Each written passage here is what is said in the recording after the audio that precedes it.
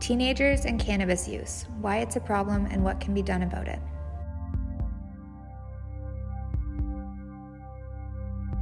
Do you or somebody you know have a strong desire or urge to use cannabis? Unable to meet goals at home, school, or work because of cannabis use? Continue to use cannabis even though it causes mental, physical, or social problems? Or developed withdrawal symptoms such as increased irritability or sleeping difficulties when trying to quit using? Well, these are just some of the criteria for cannabis use disorder, which is defined as a problematic pattern of use that leads to distress. What is cannabis? Cannabis, also known as marijuana, is a psychoactive drug from the cannabis plant and can be used for either medical or recreational purposes. The main psychoactive component of cannabis is THC. THC is what results in the high or stoned feeling that is associated with using cannabis. Another main component, cannabidiol, CBD, is non-psychotropic compound, and it has become popular for conditions such as chronic pain. Whether or not cannabis is addictive is controversial. However, it is thought to be more addictive on a psychological level rather than physically. Why do youth use cannabis?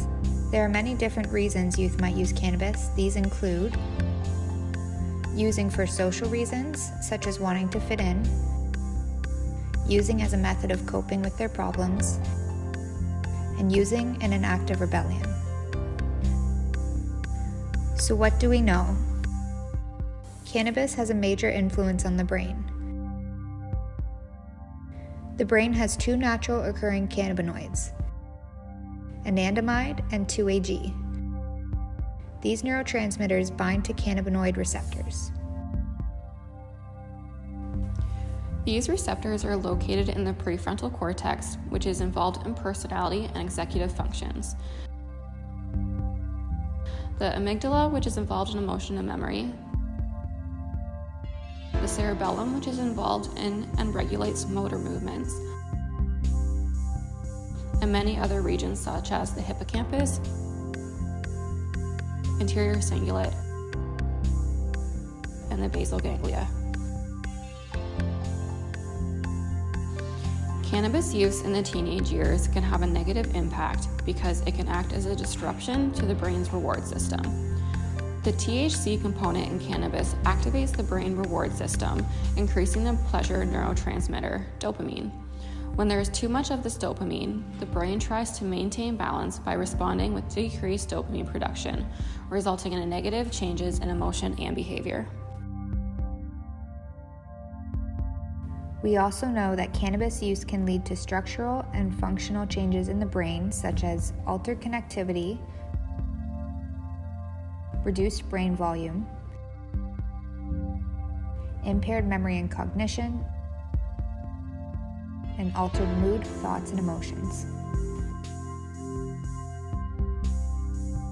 From this, we can see that cannabis can worsen symptoms of mood disorders,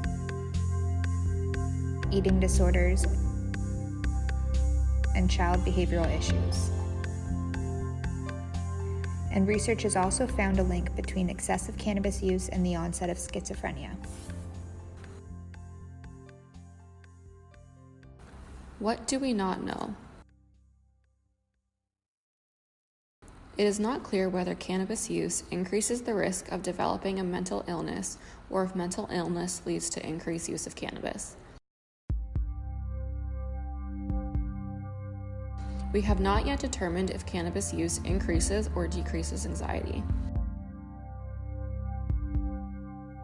We also do not have enough data to assume that cannabis is a gateway drug. What are the implications and what is still needed? First and foremost, we need more longitudinal studies. Now that cannabis is legal in Canada, we need more studies to determine the true implications of a long-term cannabis use. We need to target cannabis use at a level of prevention, and we need to target at-risk youth. Targeting this issue at a prevention level is a better option, as we can attempt to encourage youth to avoid beginning to use cannabis and give alternative options. Lastly, research on behavioral and environmental factors are needed to truly understand the effect cannabis has on the teenage brain. Fact or myth? We'll let you decide. 23 to 30% of young adults report using cannabis on a daily or near daily basis. Fact. Shockingly, 5 to 9% of these users will develop a dependency, with the rate increasing to 17% if they started using in their youth. Cannabis improves driving performance. Myth. Using cannabis before operating a motor vehicle can negatively influence your reaction time and attentional abilities. Cannabis is not harmful to a youth's developing brain. Myth. As we have discussed, cannabis use in the teenage years can negatively impact the structure and function of teenage brains and can alter moods, thoughts, and emotions. Using both cannabis and alcohol together has a greater risk of consequences opposed to just using one. Fact. Because both of these substances can greatly impact cognitive functions, there is a greater chance of negative combined effects. Stay safe and know the risks.